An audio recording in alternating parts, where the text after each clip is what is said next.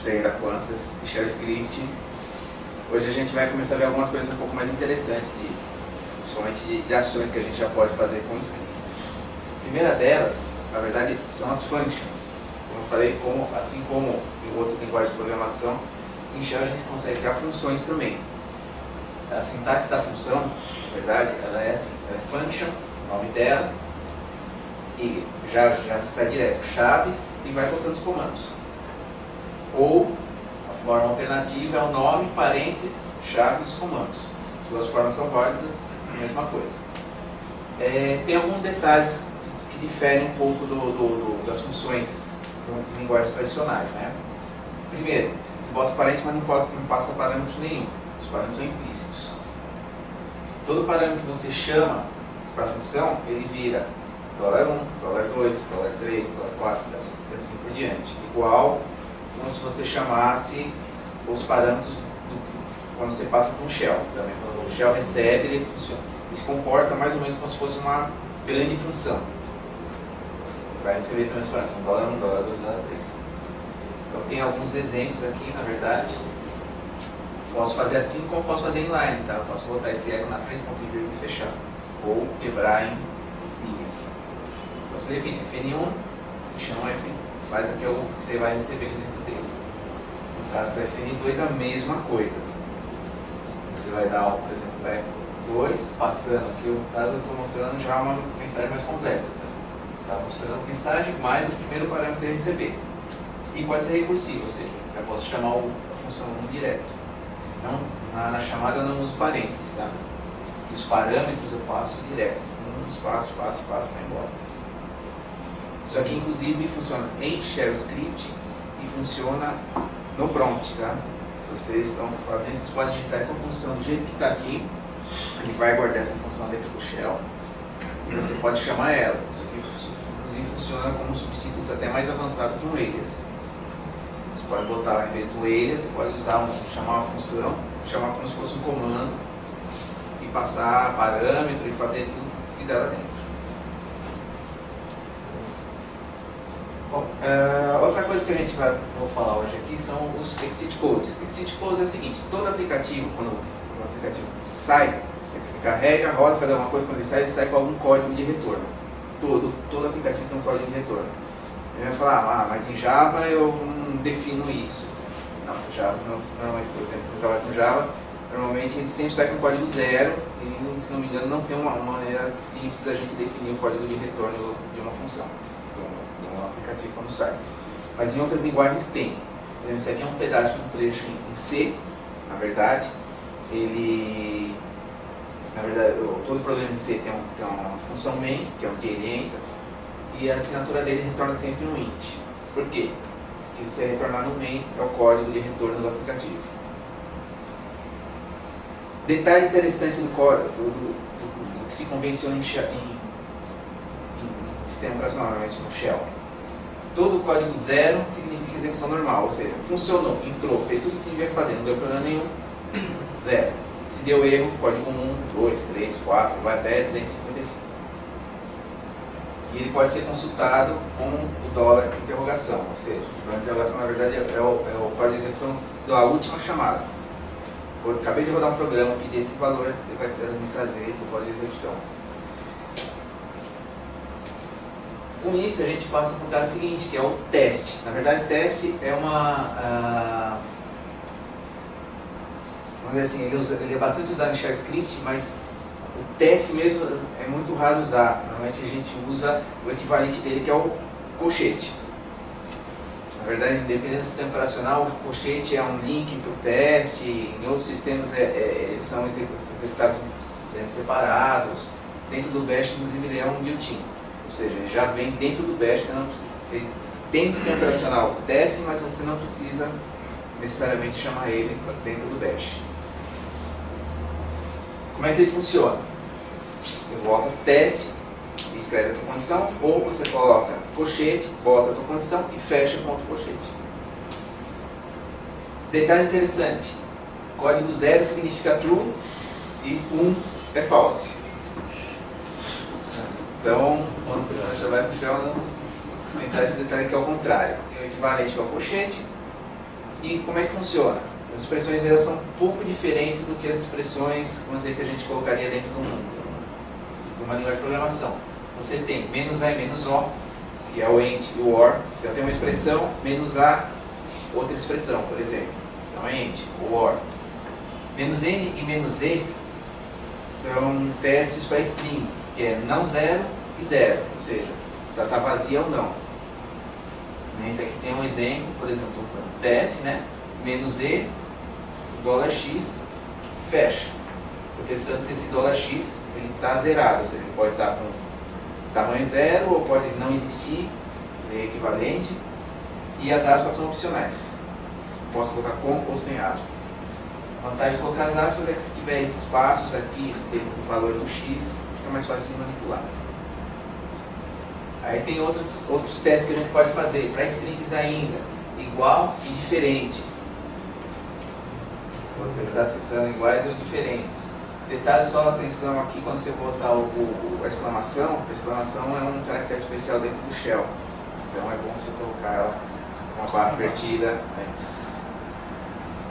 Igual e diferente para strings. Quando eu trabalho com inteiros, eu vou usar EQ e NE, que é equals e não equals, que ele tem um tratamento diferente para zero. Por exemplo, se eu colocar um zero na frente, colocar 0, 1 e 1 são iguais, numericamente. Agora, se eu colocar, se comparar com strings, vão ser diferentes. Também é um exemplo aqui, 1 EQ X. E tem maior, menor, menor igual, todos os... Você pode trabalhar com operadores matemáticos também. Além dos operadores matemáticos, a gente tem arquivos, operações para arquivos. Por exemplo, o arquivo existe, isso aqui é um operador nada, "-f" e o nome do arquivo. Então, se esse arquivo existe, e ele é assim, além de ser um arquivo, tem que ser um arquivo regular, na verdade. Eu não coloquei, mas é um arquivo regular. Não pode ser diretório, não pode ser socket, não pode ser pipe, não pode ser nenhum outro tipo de arquivo especial. "-d" é a mesma coisa, tem que existir, tem que ser um diretório. Inclusive, por exemplo, esse cara aqui, ele vai retornar o quê? Tem esse diretório aqui, /home, ele vai retornar verdadeiro ou falso? Não, falso porque não é um arquivo, né? Falso porque não é um arquivo, exatamente. Na verdade, esse F foi proposital. Se fosse "-d", seria verdadeiro. No caso de F, é falso porque no /home é um diretório. Mesma coisa, outros. S, minúsculo. O arquivo existe, ele é um arquivo, só que tem tamanho zero. Ou newer than e older than, ou seja, é mais novo que um arquivo, mais velho que outro arquivo. Você vai comparar datas de arquivos. O A é mais novo do que o B. E permissões de arquivos. Você tem permissão de leitura, permissão de gravação, permissão de execução. Também a mesma coisa. Bom, esses aqui são alguns testes, tá? Existem muitos outros testes que a gente pode executar, principalmente com arquivos, tem bastante, se ele é device, se ele é, são todos os tipos de arquivo, tem uma série de opções aí que você pode estar usando com os testes. Então tem alguns exemplos. Ó, se o nome não é vazio e o nome é um arquivo e eu posso ler, tem atributo de leitura. Já combinando várias coisas aqui. Ou a mesma coisa, se x é igual a 0 ou x maior que 10. Isso tudo para a gente chegar no if. Na verdade, o que acontece? O if ele tem duas sintaxes. Essa aqui é a primeira, que é if, aqui você vai passar comandos, pode ser uma sequência, pode ser um só, pode ser um teste, inclusive. O que ele vai fazer? Ele vai rodar o then, condição then, os comandos, se for 0. Ou o else, se for resultado 1, exit code 1. E termina com fim. Abre com if, termina com Ele saiu bem. Essa é a sintaxe inline, tá? Ou seja, eu posso simplesmente digitar isso aqui tudo numa linha só. Inclusive, eu botei esse detalhe aqui, ó, barra invertida, que é o seguinte: quando eu quero digitar uma linha e a linha é muito grande, quando a gente está digitando no terminal, tudo bem, ele cai para a linha seguinte e a gente vai continuando. Mas, por exemplo, eu estou escrevendo um script, eu quero dizer que aquilo tudo é uma linha só, mas não quero que fique aquela linha gigante, eu posso botar barra invertida e continuar na linha de baixo. O chão entende que é para continuar na mesma linha. A outra sintaxe multiline, né? Então tem if, comandos, then, e aí já vem comando. Posso ter a situação do elif, e faço outro teste, then, comando, else, comandos, fi. E tem um ponto e vírgula mesmo ali. Tem um ponto e vírgula antes do then, é obrigatório. A menos que eu faça comandos e eu boto o then na outra linha, também posso fazer isso. Mas aí fica estranho, né? O que acontece? Se eu posso repetir, ou seja, na verdade seria quase um switch, né? Se isso aqui, se não isso aqui, se não outro, se não outro, se não outro, se não nenhum, else. E vai, o else também é opcional, não é necessário que eu tenha else. E aí tem alguns exemplos. Se, isso aqui é uma form inline. Se, aí estou usando o teste. Nome não está vazio, então eco nome. Só. Ou, mais complexo. Se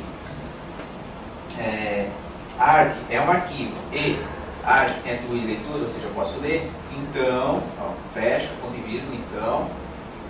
Aí eu vou fazer o quê? Eco contando, vou mostrar uma mensagem, né, do arg. Chamo, por exemplo, no caso aqui o WC.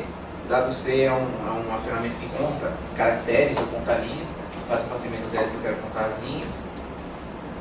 Mostro quantas linhas ele tem. Se não, ou seja, se ou o arquivo está vazio, ou não existe, ou eu não posso ler, eu dou uma mensagem, eu não posso ler esse arquivo. E tem, na verdade, um exemplo um pouco mais complexo.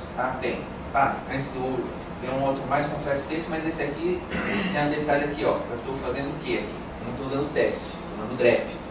Grep também tem seed code. Todos os aplicativos têm. O padrão do grep é o seguinte: o seed code padrão é 0 se ele encontrar a string que eu estou procurando. Caso contrário, ele vai retornar 1. Então, no caso, estou usando grep error no meu arquivo, ou seja, eu estou procurando o error dentro desse arquivo. Não me interessa o que ele vai mostrar, porque se eu fizer o grep, ele vai começar a me mostrar as ocorrências na tela, então não quero, então já redireciono para dev null, ou seja, joga no lixo, lugar nenhum. E, então, se isso aqui tudo for 0, ou seja, encontrei o erro, mostra a mensagem. If 0, true. 0 é true, não é false. Tá? E aqui é um exemplo um pouco mais complexo. Que é a mesma coisa, só que já um pouco mais melhorado. Ou seja, a mesma coisa. Eu estou testando se tem um arquivo e o arquivo pode ser lido. Mostra ou contando a mensagem, né, contando o arquivo. Detalhe aqui, eu coloquei "-n", ou seja, esse "-n" significa eu não vou mostrar, eu não vou mudar de linha. Eu vou mostrar essa mensagem para o cursor no final da linha. Aí vem, linhas, é igual, vocês lembram desse aqui? Dólar, parênteses. Vou rodar o WC-L e o que ele soltar na tela eu vou guardar em linhas. Só que o que acontece? O WC-L ele tem um comportamento que é assim: vou dar WC-L e o arquivo, ele vai contar as linhas, aí ele vai me mostrar o quê? A quantidade de linhas, espaço, o nome do arquivo. E na verdade eu vou querer contar isso depois, então eu vou ter que quebrar isso. E aí eu usei uma daquelas funções de manipulação de variáveis. No caso aqui eu estou fazendo substituição, então eu pego linhas, barra, espaço asterisco, ou seja, só me interessa o que isso vai pegar do espaço para frente e troco por nada. Ou seja, eu vou pegar só o primeiro parte, porque ele vai dar mostrar linha, espaço, nome. Então espaço, nome ele tira, fica só com a quantidade de linhas. E todas essas coisas também podem ser alinhadas, então eu posso ter um if dentro do outro. Então eu vou testar. Linhas é igual a 0? Então, o arquivo está vazio. Poderia ter usado o S aqui, o arquivo do tamanho 0, poderia ter usado o S, "-s" no teste para o arquivo tamanho 0 também. Eu fiz esse aqui para ficar mais interessante. Então já estou testando. O arquivo está vazio? Se não, na frente, né, porque o último que eu dei foi esse aqui, vai mostrar a quantidade de linhas. Se nada disso aqui fora não for, não posso ver o arquivo. Então, assim, dá para escrever isso aqui muita coisa, depois eu vou entrar nos, não hoje, mas eu vou entrar nos loopings, né, depois, então dá para imaginar, dá para colocar isso aqui dentro de for, de while, chamar a função, dá para fazer muita coisa dentro do shell script. Então por hoje